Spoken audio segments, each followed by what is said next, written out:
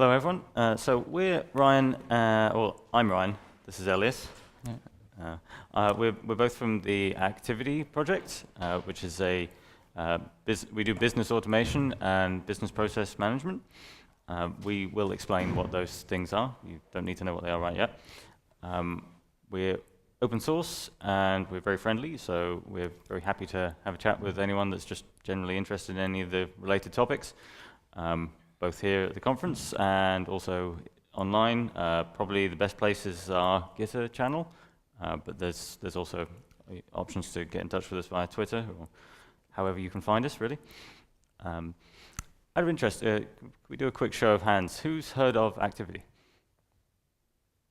No, not many hands. One hand there. Okay. And what about BPM? Anyone know about BPM? Okay, a few people there. So.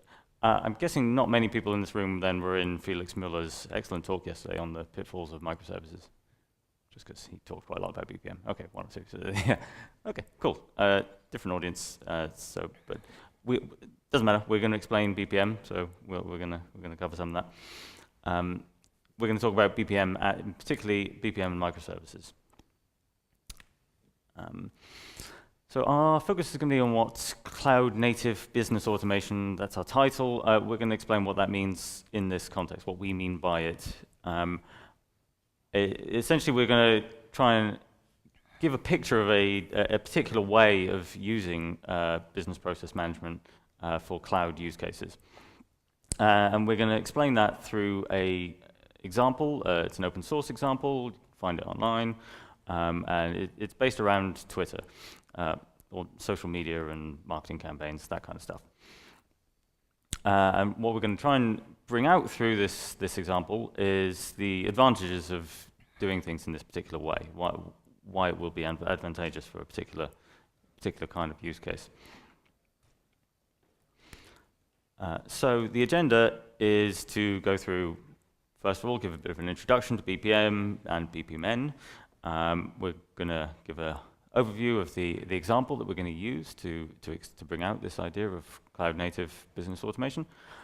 And we're going to talk a bit about why why we make the design decisions that we do in this example, explain what the architecture is, how it hangs together, kind of go over the key concepts that are involved, and talk about how this fits in with the Activity Cloud project and what the future is for that project, what is in our roadmap at the moment.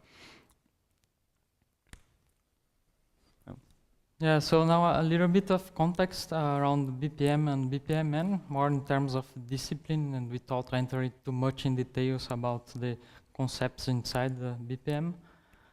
So BPM stands for Business Process Management, and it's a discipline centered on the modeling, management automation, measurement and optimization of business process. It's quite popular in a range of industries, especially when there are processes of review or checks. So think about healthcare, manufacturing, publishing, insurance, etc. And a typical life cycle of a business process will go through design and modeling, then execution of this process. And during the execution, we can monitor, and by monitoring, we can find information on how to optimize this process, and we can iterate over again until we are happy with that. So around BPM, the Object Management Group consortium came with a standard called the Business Process Model and Notation, so BPMN, and it will basically provide a specification for both graphical and execution semantics. And then this standard is currently on the version 2.0 that is there since 2011, so 7 years already. And so if you search in Google about BPMN, you can find diagrams from several tools and vendors. So you can see that the colors may be different, but if they are following the BPMN standard, they are going to use the same basic concepts, and the diagram will looks like the same. And you can see as well that Google will associate BPMN to terms such as e-commerce, hospital, or even patient. And indeed, BPM is quite popular on that on those domains. So, which are the main benefits of using BPM? People use BPM for a range of for different reasons, depending upon on the use case. But a common thing and a key thing is that it will provide a common language between domain experts and developer. So the business logic can be expressed in a such way that it will feed directly to the implementation. You can also have like a global view of your process, and you ensure that the same steps are going to be followed independently of who is handling it. And finally, it will be easy to monitor and make changes, so we could expect by using BPM to be able to answer questions like which is the current state of a given customer order, or where are we spending time while handling customers' other orders, where are the bottlenecks, so can we improve this process in some way. So today we are more focused on how the BPM is visible during the implementation, and we'll do that through an example. So Ryan. Yeah, so to make some of these ideas more concrete and to understand what this the picture we're trying to paint is, we're going to flesh it out through this example. And the example is this hypothetical scenario that we think will highlight some of the key features. The idea is that we're a marketing firm. We want to run campaigns, and we want to incentivize users on social media to promote certain brands, whoever our customers are. For purpose of simplicity, let's focus on Twitter. And we're going to sort of, basically, we'll monitor who's posting what, and we'll periodically reward the people that are posting stuff that is promoting our brands. And that should act as an incentive to users to promote more. We're going to build this example out, or rather, say we'll build it out. It's available online, but we'll show it hopefully in enough detail to show how one would really do this sort of thing. It's not intended as exactly production ready, but it should be shown. It should be close enough to be able to present how you would do this sort of thing with production. So here's the BPM, or BPMN rather. In this diagram, there's actually two business processes, two process definitions. So the process at the top is started when a tweet comes in, so that's why we've got the little birdie on the left. And when the tweet comes in, then we can check what the content of that tweet is. And that's what this first box with a little cog in the corner does. That's in BPM, that's called a service task, which is basically a kind of automated task. Actually, you'll notice all of the tasks here are of that character. They're all automated rather than user-driven. That's because that's of more interest to the kind of use case we want to focus on here. So the tweet comes in. We check whether it matches the campaign or not. So is it a tweet about this particular brand? If it is, then we're going to do some analysis on it. So we'll check whether it's something favorable about the brand. So we're going to do some sentiment analysis to check, give a kind of weighting to this content that's being posted, and use that to rank the author of the tweet, so that we get an accumulation of rankings, and in parallel, as all these tweets are coming in, we'll also have a reward process that's going on, but that started on a timer. So the timer we use to say, okay, once every, say, 10 minutes, whatever, we find out who the top authors are, who's been posting the best stuff, and we decide which rewards to give them and send those rewards out.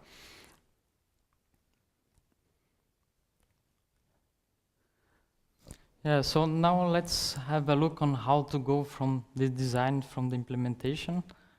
So we designed our process using modeling tools such as activity, and then for this process, each task has a block of logic that we need to implement.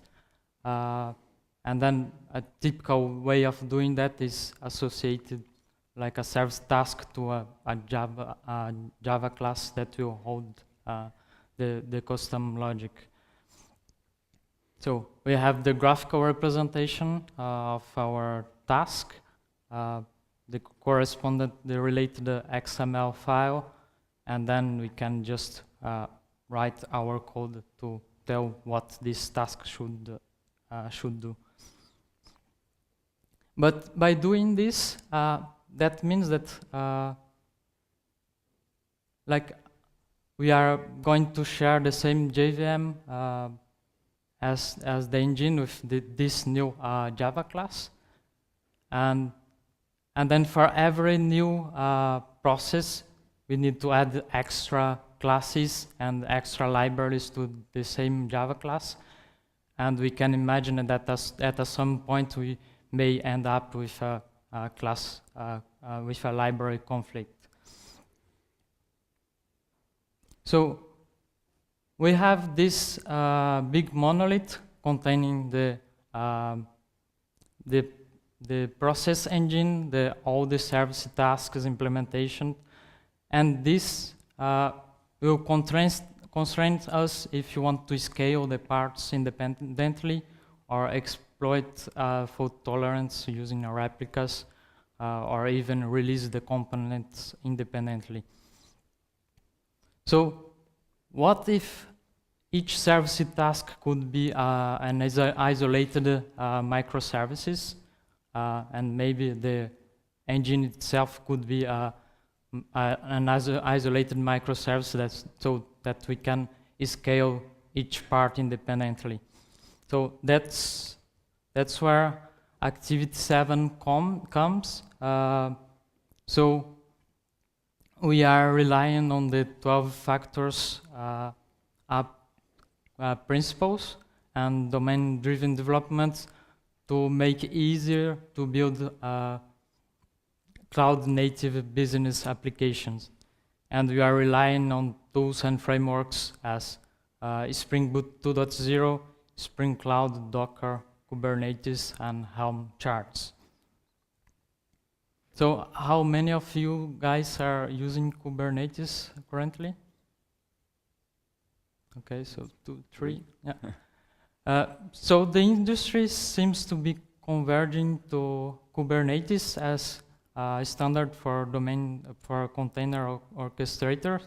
So that's why you are heavily targeting Kubernetes as deployment mode, and like more and more cloud providers are supporting Kubernetes. So now let's have a look on what is the activity cloud architecture. Yeah. So let's we've made that decision that we're going to do this sort of stuff cloud native. Now we need to get into, well, what's that? What does it look like? How can we go about building this stuff? So here is a diagram that's meant to illustrate that. Don't worry if it looks a bit complicated to begin with. We can break it down. It's meant to give a feel of what an architecture might look like for an application that's built using some of these tools. So part of the approach that we're taking is to say, well, okay, we're going to look at different microservices type concerns, and either we're going to find some stuff out there that will fulfill that, already deals with those concerns, or if we need to, we have to build it because it's something that is particular to the thing we're trying to do with BPM. So some of the concerns on this diagram, so like a gateway, we'd expect that people are going to find their own gateway, but in our examples, we're probably going to choose something in the Spring ecosystem. The Spring ecosystem is particularly important to us. Similarly, single sign-on and identity management, we think normally microservices use cases, people are going to want a external way of doing that. They don't want to bake it into their application. We tended to focus on Keycloak so far in our examples, but there's other tools out there, and we're building this in a way that's meant to be extensible and replaceable. Some of these concerns, it can be helpful to think of these things as infrastructure. So also the message broker, registry, configuration. They're infrastructure in the sense that they're not domain specific, that these are kind of reusable components that don't relate to a specific application in terms of business logic or the domain entities or anything like that. So in this regard, Spring Cloud is very important for us. Spring Cloud is all about addressing these common microservices concerns. So we're making sure that activity apps built using activity can leverage that and work well with existing Spring Cloud tooling. We also are trying to make sure that Activity Cloud is intuitive for developers that are already using Spring Cloud. So we're trying to follow some of the conventions and practices that are familiar from those projects. Okay, so with that background on the infrastructure then, well, maybe the next step is we need to dive into, well, how does the domain-specific stuff work? How are we going to use activity to do the business logic bit? Well, so if we dive into what the box is calling an Activity Cloud application, well, that itself, we would like to decompose that, and the kind of core components here are the bit on the right, the runtime bundle, and the bits on the left, the connectors. What we're calling the runtime bundles, they contain the process definitions. So the process definitions we saw before, and we're going to return to this, we're going to carry on working this through and see it in more detail. But those process definitions go inside the runtime bundle, and the runtime bundle acts as a kind of orchestrator. It contains a BPM engine that knows how to read that diagram and can move the flow along appropriately. The runtime bundles also need to be able to scale horizontally, and you should be able to work with those in the cloud-native way that you would expect. And the connectors then are essentially their tasks, or they are the implementations of the service tasks that we were talking about earlier. And so both of these are intended to fit into a wider ecosystem. I'm focusing on the activity stuff here, but it doesn't mean you have to build everything with activity. Okay, so maybe we need to take a dive into each of those things in a bit more detail now. So the runtime bundle, the reason we're calling it a runtime bundle, incidentally, is to convey that you might want to make this immutable, or think of it as a kind of immutable thing. It's not that you can't change it, but it's more like you probably aren't going to want to make hot changes to it. It's not like, the whole microservices thing about services being cattle rather than pets. You don't deploy it and then keep massaging it and changing it and tweaking it while it's in production. Once you're meant to just deploy it, and then if you need to make a configuration change to it, that's another deployment. So the process definition in that sense can be thought of as that kind of config, that it's an immutable part of the image, that when you build the artifact and you send it to production, and then if you need to change it, you're going to build another artifact. So if we go into the runtime bundle, we can see the thing that it needs to do as an orchestrator is, or engine for the BPM, it's a stateful thing, so it needs a database. And it also exposes a REST API that is a way of interacting with this and say doing things like starting processes or suspending them, and querying for or checking them in certain ways. Something else it also has is, we expect it to have in most use cases anyway, is that it has these MQ in and out arrows, and that's to convey that we expect the runtime model to talk to the connectors, so it's going to have to delegate things to them. We're actually using we think Spring Cloud Streams fits that really well, and we're using that in the example, but we'll come to that. But to continue to focus on the runtime model, so the process definitions are in here, but how does that work? So basically it works like this. Those process definitions have been created in a modeling tool. So there's a user interface where you can put that together. The idea is that maybe somebody from the technical side puts it together with someone from the business side, or maybe it's done more on by a domain expert. But you put those definitions together, and you can export them as XML. So on the right there, the campaign and the tweet price. So those represent the two processes that we saw in the diagrams earlier. Those are exported, and you just put them in the source main resources directory, and our Spring Boot starter will know how to read that. So it knows then to initialize those and build them into this runtime bundle. So there's therefore a Spring Boot starter for this project, and there's also some. It's also expected that we'd have some Spring Cloud Stream configuration, but I think that's in order to talk to the connectors. So I think Elias is going to explain that. Yeah, so now let's have a deeper look on activity connectors. So it's this part, if you go back to the activity architecture. So basically the activity cloud connectors are going to be the integration points, and now they are replacing the service delegates to hold the business logic. So if you compare to the Java delegates, so before we had these Java delegates that were running in the same JVM as the process executor, and now we still have a Java class, but it's relying on Spring Cloud Streams to communicate with the Runtime Bundle.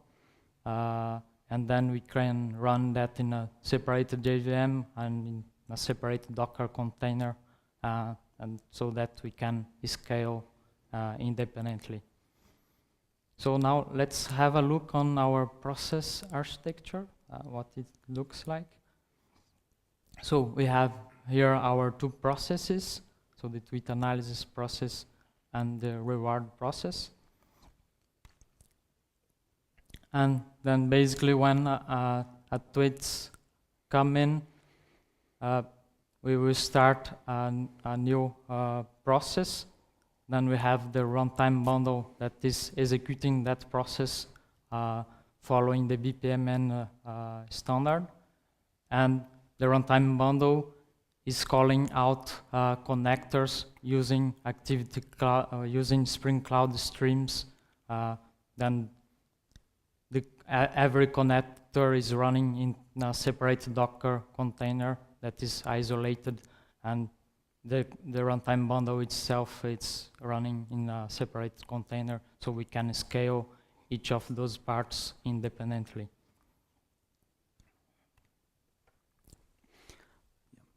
So I think I mentioned earlier that there'll be certain components that we expect to be able to find just supplied through the ecosystem, really through ecosystems like the Spring Cloud one. There's also certain things that we're building or have built, and just ready-made modules and Spring Boot starters that will complement the runtime bundle connector combo. One of those is the query module. So that's addressing concerns like, well, what if we need to run complex queries or a very high volume of queries? If there's a very high volume of queries, that could affect the performance of the actual executor modules, the runtime bundles, if it were combined anyway. So when we might, so that's one reason for separating out the query. You might want to be able to scale it independently, so they can handle a different kind of load profile. But it might also be that we want to optimize that schema for reading rather than for writing. So in order to address that desire to follow a CQRS kind of pattern, we've got a out-of-the-box Spring Boot starter for query. In this particular case, the query service is essentially it's consuming a feed from the runtime model or runtime bundles. You could have multiple. So it gets that feed of events and aggregates it and stores the data in a read-optimized fashion, and provides a read-only REST API on top of it. We actually have a GraphQL option as well, but we're not going to use it in this use case. There's another component that we're not going to use in this particular case, which is the Audit Service, and that consumes the same event feed that the query component does, but it just stores it. So it just stores the events as they are, essentially acts as an event store. And that's so that you can, we have a sort of a trail of exactly what happened, what were all the events, and what was the order of them. Okay, so in order to make this a bit more concrete, let's start to get into the passage where we can see this running. I was going to say that we could be running multiple campaigns here. I think we're only going to run one because it's just a bit easier to see what's going on. But in principle, everything's parameterized so that we could run multiple campaigns using the same implementation. So in order to see this, we've actually built it up through Jenkins X. So I should probably explain a bit about Jenkins X because I think seems that much of the audience wasn't very familiar with Kubernetes, and Jenkins X is very much pitched at the Kubernetes space. The concept of it is essentially a kind of a very opinionated Jenkins, and Jenkins doing things that Jenkins hasn't done before in a way. You get this CLI that you can use to create the Kubernetes cluster, as well as all the Jenkins pipelines that go along with it. And that's a view of the pipelines. Tell you what, let me just get into the demo. Probably going to be a bit easier.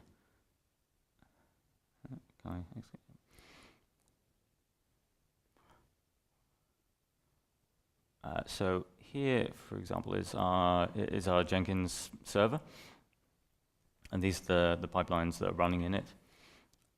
If I open window and do, say, I do jxenv, so this is the command line client that comes with Jenkins. It has this idea of different environments, and these map to Kubernetes namespaces. Oh yeah, sorry. Is that better? We can use that one later too. I go to the dev end. Is that clear enough? Is the font size better? Yeah, cool. And I can do, say, JX get URLs. So these are some of the components that come with Jenkins. So I get the usual Jenkins server that's got these opinionated pipelines that are hooked to the projects I import, which actually I'll show you those projects. So this in my IDE, I've set up all the projects that are in Jenkins. I've just got them in the same workspace. So these, for example, we had a screenshot earlier of the Runtime Bundle. Well, this is it. You can see here it's a standard Java project that it's got some Spring dependencies. It's got this activity cloud, the starter I was talking about, and go in here. We've got the processes there. yeah, so those projects are in here, and we also get a representation of an environment. And the environment is, it maps to the namespace. So if I do that JXN, that environment, ferret stage maze staging, it maps to this staging environment. It's a representation of what's in that environment currently. If I go into the chart, oh, actually that's not in sync with. Okay, hang on. If I go into the chart in my GitHub.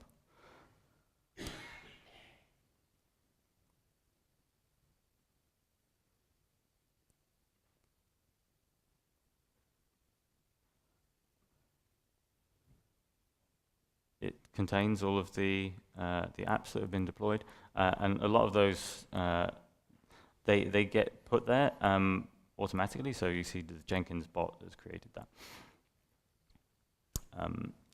Anyway, so I was going to show something else. That the Jenkins, when I installed it in the cluster, it also installed a whole bunch of tools that the Jenkins team have decided would be great to have when working with Kubernetes. So like you also get this other thing called Monocular, which provides a way of just searching for what are all the things that have been built through Jenkins in this cluster, and it gives a visibility of what are they and how to install them. It also has a built-in nexus. So the nexus is internal to the cluster. Anyway, I shouldn't dwell on this too much. Sorry, I'm getting a little distracted. What I should be talking about really, if I do JX get URLs, is our application. So it's currently deployed. If I take this URL for one of the running services, actually the service I've already got running there, this is the user interface. So this is a kind of dashboard for the campaigns. If I dig into this campaign that's based around the key search term activity, so we're looking for content that people have been posting about activity. This is data from a previous run that I've got there. Where at the top, what we see is tweets, essentially. It's data that's gone through the process. And then the data at the users have been ranked. So the middle section here corresponds to rankings. So that's coming from that ranking connector. This top part actually has come from the query component. So then the middle part has come from the ranking component, and the bottom part is the rewards. So this is the rewards that have been given out to particularly people who have posted stuff. The feed data is dummy data, so it's come from it's being generated from this dummy Twitter component. If I do JX logs, actually, I can go into it. We also see some of the rewards in here because the reward mechanism we chose is to tweet. So the people who get rewarded, they also get a tweet to tell them they won, essentially.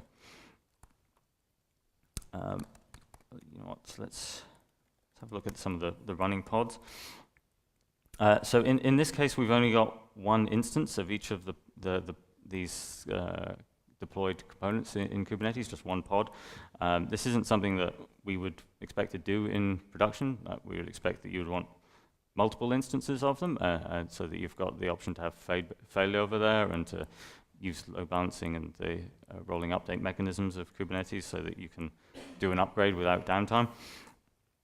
But for simplicity, we've just got one of each. Also keeps our cloud provider costs down.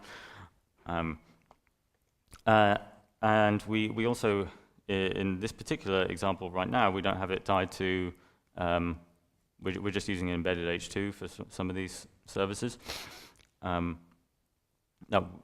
we have run it with externalized databases, but we're using the H2 just for simplicity right now. What this means is I can just kill some of these pods and we can see Kubernetes restart them, and we'll also see the data disappear. So if I do kubectl delete, so if I get rid of the ranking pod, delete pod.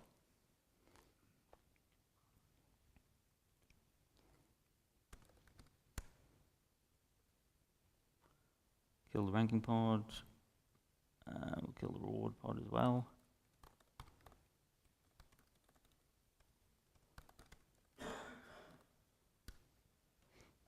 So we see the UI start to update because I've just pulled some of the data out from under it. So that the ranking data has just been killed, so it's now wondering where the ranking is. And I've just killed the reward data as well, so that's about to disappear. And if I also kill query, then we'll effectively be starting afresh.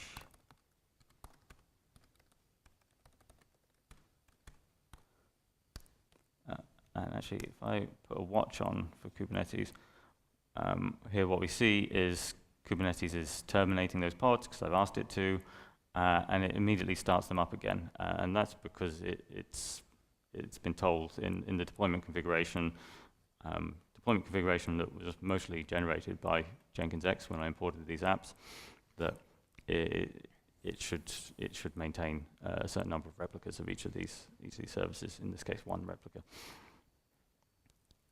So these are just starting up again now. It'll take a few moments for the query ranking reward to come back up.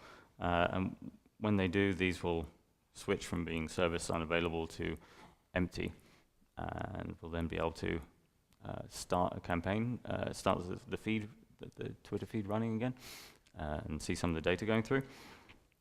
We're quite happy to take questions at this point. I'll carry on the demo as and when the things come up, but if anyone's got any thoughts or points of interest that they'd like to discuss in Kubernetes, Jenkins, activity, BPM.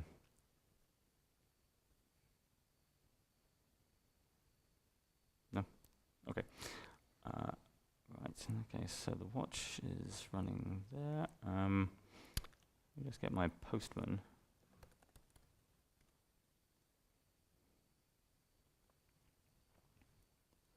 Just to illustrate, oh, okay, it came up quicker than I thought.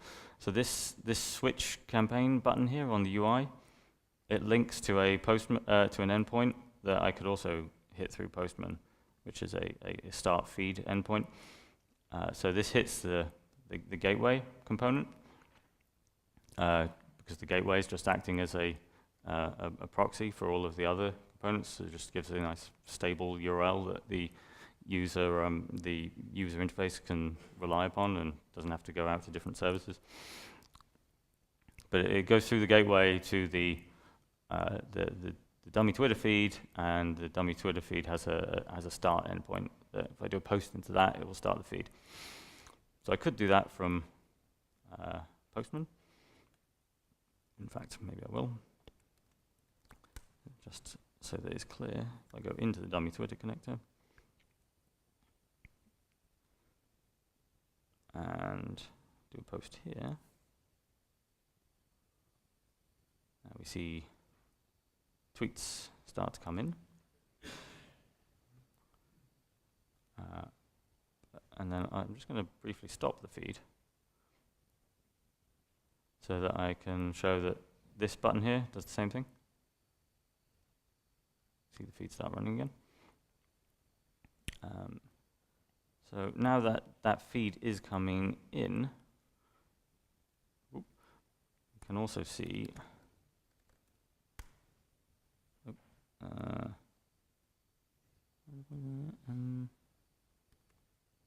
get logs? No. It's a bit strange. What's going on there?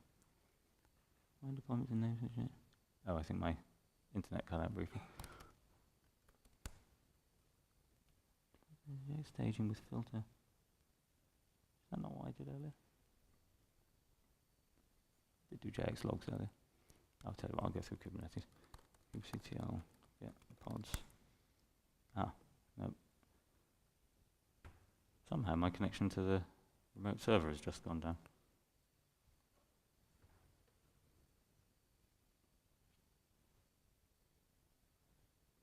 Do I have Google?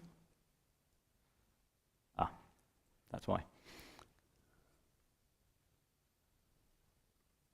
Already have an account. Okay. If anyone has any questions whilst I log into the guest Wi-Fi again. So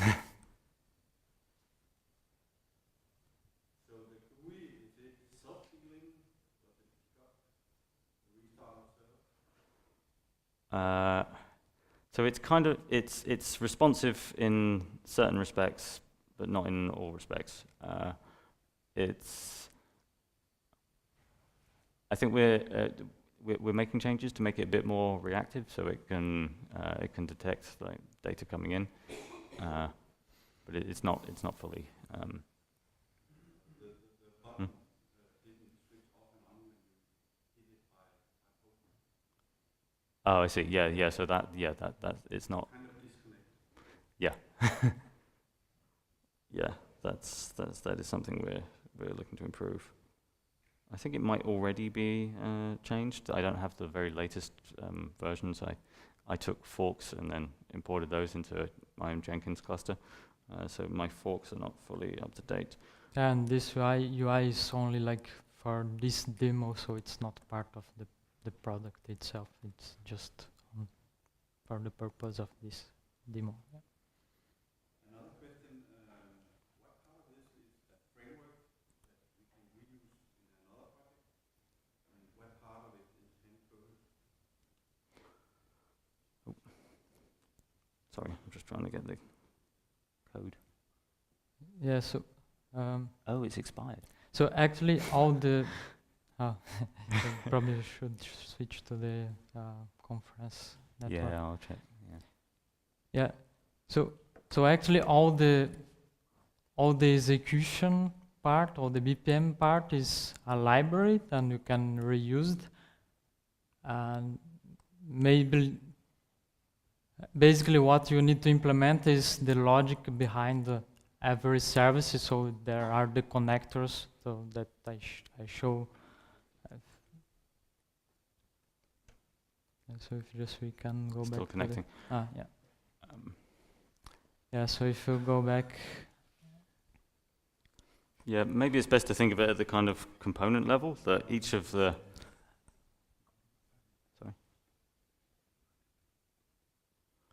Sorry. So for instance, the query component is pretty much a component. I mean, there's also a library that's available in Maven Central. It's on our GitHub, but you could also think of it as a component where we've created a Docker image, and that can be used. There's other parts where, say, the Runtime Bundle. Well, what we've provided there is a Spring Boot starter, and that's again in Maven Central. But any custom code, the logic that goes with those process definitions, that's stuff that needs to be crafted for the particular case. Likewise, the connector implementations, so the bits that do the sentiment analysis or the ranking, those are bits of custom code. So that would need to be crafted. The bits that are the library really is more about, well, how does it all fit together? In particular, how do you move the process on? How does it move from task to task? That should all be handled by the library. That's the bit where activity really comes in. It needs to do that bit for the user, or for the apps that are using it. But the apps should really just be able to focus on their specific domain and their specific business logic. Yes, we are back online. Yeah. Are we on that slide because you wanted to show something? No, just showing that's where the custom implementations come in. It's the cloud part actually, the connector to this whole the business logic that we need to implement. Yeah. I don't know, maybe it might have been a little confusing that we talked a bit about also the approach of implementing a Java delegate in the same JVM. This is more like the traditional model, the way that BPM has previously mostly been done. It's mostly been done as a kind of monolithic thing where you extend the Java class path and each of the implementations goes on that in that same JVM. We're taking this cloud approach where we want to be able to say, no, okay, each bit it should be a microservice and they should be able to talk to each other in a pretty standard kind of way, and we're prioritizing Spring Cloud streams as a good way of doing that. Okay. So we go back to the UI that unfortunately got killed a moment ago. So I do JX, yeah, I'll go JX logs, go into the Runtime Bundle. We can see that that's processing stuff, it's making decisions, does it match the campaign or not? And if I do JX get URLs, I get the UI URL again.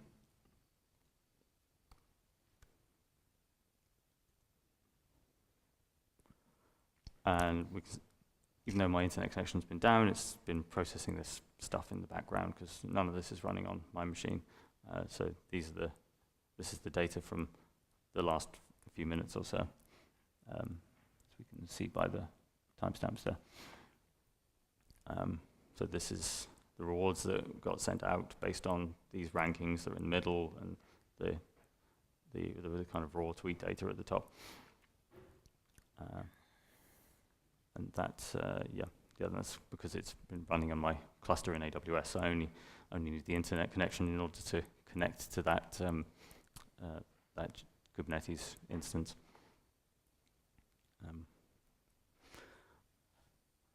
I'm surprised that there aren't more people in the room familiar with Kubernetes, actually. I realize, well, actually, no, I'm not surprised there's not that many people running Kubernetes. So I'm intrigued. As a sort of show of hands, how many people are in a project or connected with a project that's interested in Kubernetes as evaluating? Okay, so I asked the wrong question. Sorry. Yeah, that's a massive difference. Yeah. Well, okay, I'm not surprised by that. It seems like Kubernetes has a lot of momentum around it, and but it's also come along very quickly. Like within a very short space of time, it's gone from launch to becoming the sort of dominant player in this market. Yeah, so we think Jenkins X is an interesting choice to make if you are going Kubernetes. It's something that's of a lot of use for us because it gives you so many of those things that you out of the box that go along with Kubernetes. Instead of having to go through that process of choosing which tool do I want for which job, evaluating the whole Kubernetes ecosystem. Using Jenkins X, you get that cluster that's already sort of it's already set up for you. Yeah, so. Like one of the useful things I think is the fact that it's based around Helm, which is increasingly the choice for how to deploy applications in Kubernetes. That it's kind of in the next level up from the Kubernetes deployment descriptors. It's a way of then packaging those deployment descriptors so that they're reusable in other contexts. So. If you craft your Kubernetes deployment descriptors, you can craft those to work in your particular environment. But if you want to be able to deploy the app in multiple different environments and maybe with different ways, different configurations, then that Helm kind of lends itself to that. And there's a now standard repository of public Helm charts available. This is Monocular. So this is the same thing I showed earlier. So I showed Monocular running in the cluster, but this is Monocular running, but hooked into the public Helm chart repository. Okay. Thank you very much. Yeah. Thank you. Okay.